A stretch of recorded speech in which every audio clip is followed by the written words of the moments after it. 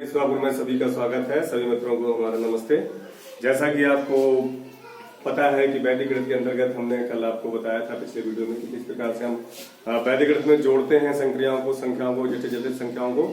उसी प्रकार से आज का प्रकरण है वैदिक विधि से घटाना, कि वैदिक विधि से किस प्रकार से हम संख्याओं को घटा लेते हैं आपस में।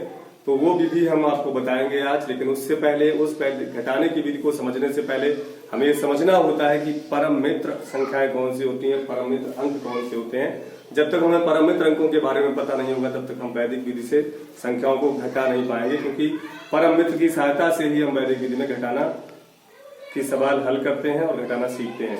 तो आते हैं, हम देखते हैं कि परम मित्र अंक क्या होते हैं।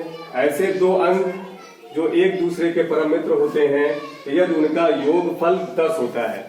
ऐसे दो अंक होते हैं 1 से 9 तक, और इनमें से वो अंक एक दूसरे के परम मित्र कहलाते हैं जिनको जोड़ने से योगफल 10 आ जाता है। तो हम देखते हैं कौन किसका परम मित्र अंक है।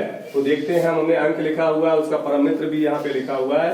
1 का परम मित्र अंक होता है 9, 9 और 1 को जोड़ते हैं तो योगफल 10 हो जाता है। उसी प्रकार 2 का परम मित्र होता है 8, 8 और 2 को जोड़ते हैं तो 10 योगफल हो जाता है। उसी प्रकार 3 से 7 को जोड़ते हैं तो 10 हो जाता है, यानी कि 3 का परम मित्र 7 है। 4 का परम मित्र 6 है, 5 का परम मित्र 5 है, 6 का परम मित्र 4 है, 7 का परम मित्र 3 है, 8 का परम मित्र 2 है, 9 का परम मित्र 2 है।